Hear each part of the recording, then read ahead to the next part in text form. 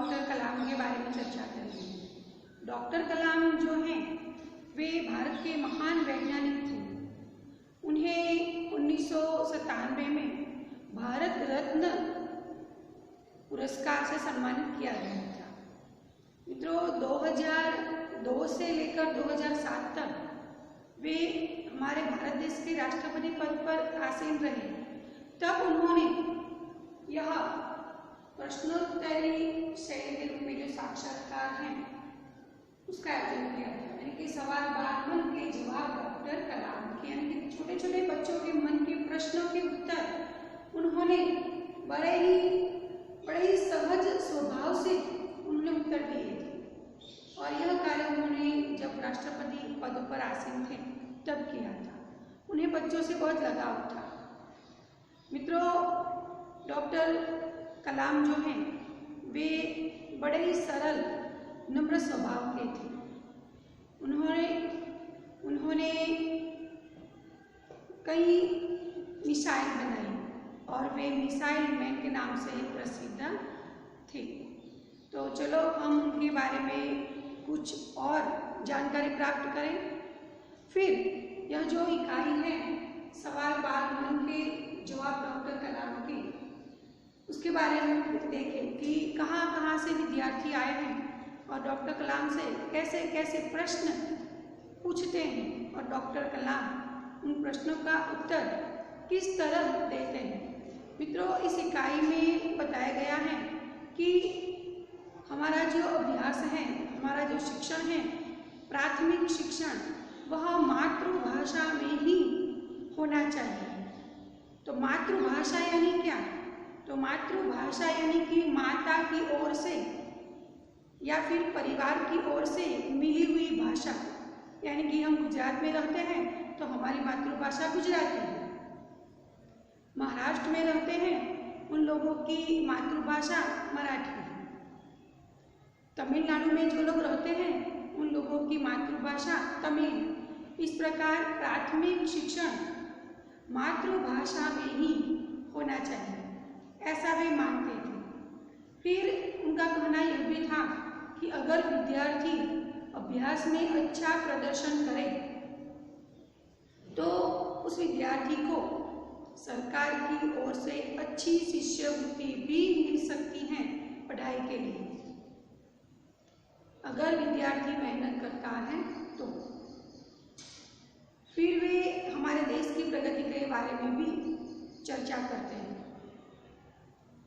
तो चलो हम उनका यह साक्षात्कार देखें और समझें।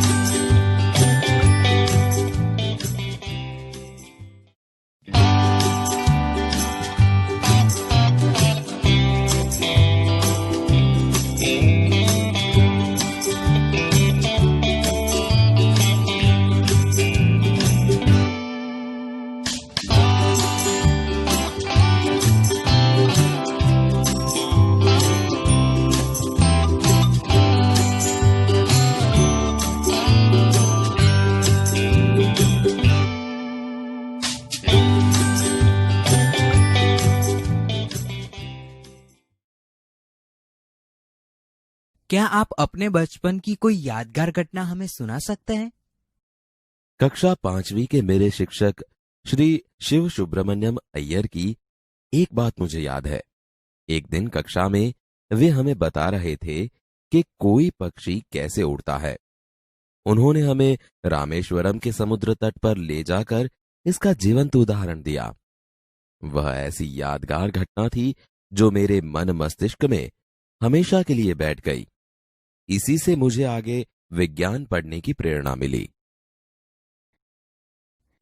बचपन में हमें किस भाषा को प्रमुखता देनी चाहिए? मैंने स्वयं माध्यमिक शिक्षा तक की पढ़ाई अपनी मातृभाषा के माध्यम से पूरी की है। कॉलेज और उससे आगे की शिक्षा अंग्रेजी माध्यम की संस्थाओं में हुई। मेरा मानना है कि हम कॉलेज में भी माध्यम के रूप में मातृभाषा का चुनाव कर सकते हैं, क्योंकि युवा अपनी मातृभाषा में ही सोचता है, उसी में अपनी बात सहजता से कहने में सक्षम होता है। पर इसमें भी कोई दो राय नहीं कि वैश्विक स्तर पर संपर्क के लिए हमें अंग्रेजी जैसी एक संपर्क भाषा की नितांत आवश्यकता है। यदि हम आपकी तरह बनना चाहे तो हमें क्या करना चाहिए? जब आप युवा अवस्था में कदम रखें, तभी आपको जीवन में लक्ष्य निर्धारित कर लेना होगा। हमेशा कुछ बड़ा सोचो। जैसे ही यह अनुभूति हो कि आप आखिर बनना क्या चाहते हैं, तभी से उस दिशा में प्रयास और श्रम प्रारंभ कर दो। कहने का अर्थ है कि जी तोड़ मेहनत करो। ज्यों-ज्यों आप आगे की ओर बढ़ोगे, आपका सामना बाधाओं तथा कठिनाइयों से होगा। आपको अपने अंदर दृढ़ साहस पैदा करना होगा। समस्याओं को पराजित करने में महारत हासिल करनी होगी, तभी जीवन में सफल हो पाओगे। पहले ये जरूरी है कि आप निरंतर ज्ञान अर्जित करो। वह कौन सी बड़ी चुनौती है जिसका सामना हमें आज करना पड़ रहा है? भारत को सन 2020 तक एक विकसित राष्ट्र के रूप में परिवर्तित करना और देश के 1 अरब से अधिक नागरिकों के चेहरों पर मुस्कान देखना, यही राष्ट्र के समक्ष सबसे बड़ी चुनौती है। आपकी दृष्टि में साहस की परिभाषा क्या है? अपने जान की परवाह किए बिना दूसरों को संकट या आपदा से बचाना ही साहस है। हम प्रवासी भारतीय मातृभूमि के प्रति गर्व की भावना कैसे विकसित करें? भारतीय मूल का कोई भी व्यक्ति एक बृहद भारतीय परिवार का अंग है और उसे हमारे देश की सांस्कृतिक विरासत पर गर्व है। सौभाग्य से आप लोग ऐसी स्थिति में हैं कि अपनी मातृभूमि से अच्छी तरह से जुड़े हुए हैं और यही आपके लिए गौरव की बात है। जो भी बच्चे आपसे मिलते हैं वे कहते हैं कि वे एक प्रसिद्ध वैज्ञानिक, इंजीनियर, डॉक्टर आदि बनना चाहते हैं, पर किसान, मजदूर और कलाकार भी किसी राष्ट्र के लिए उतने ही महत्वपूर्ण हैं। हम ऐसे ही परिवारों से आते हैं। हमारे लिए आपका क्या संदेश है?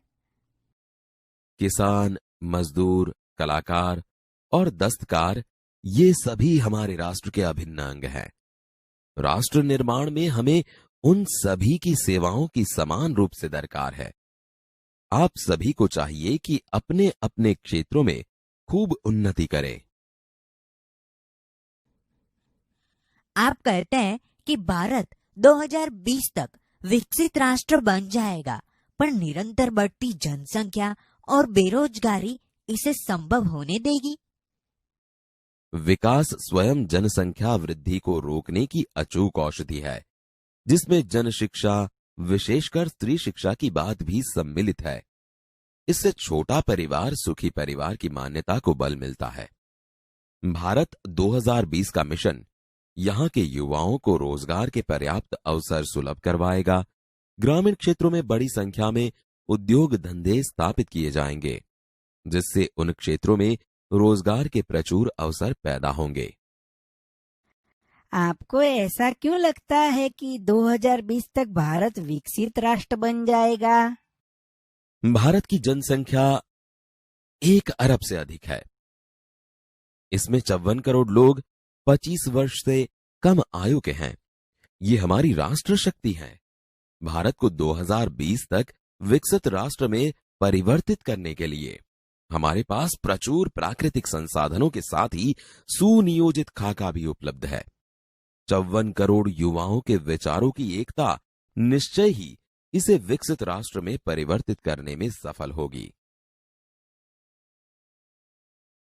कई छात्रों के बड़े बड़े लक्ष्य होते हैं, पर आर्थिक तथा अन्य समस्याओं के कारण वे इन्हें प्राप्त नहीं कर पाते। वे अपना लक्ष्य आखिर कैसे प्राप्त करें? स्कूल में पढ़ाई में अच्छा प्रदर्शन करने पर छात्रवृत्ति प्राप्त होगी। साथ ही उच्च शिक्षा के लिए बैंकों से ऋण लेने हेतु पात्रता भी बनेगी।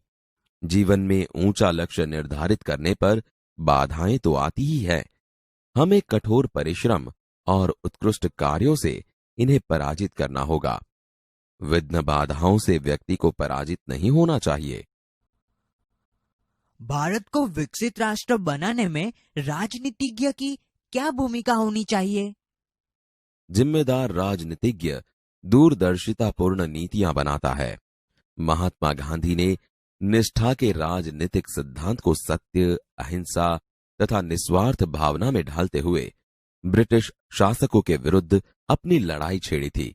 वर्तमान राजनीतिज्ञों को अपने कठिन परिश्रम, उत्कृष्टता और पारदर्शी कार्यों से मार्गदर्शन देना होगा।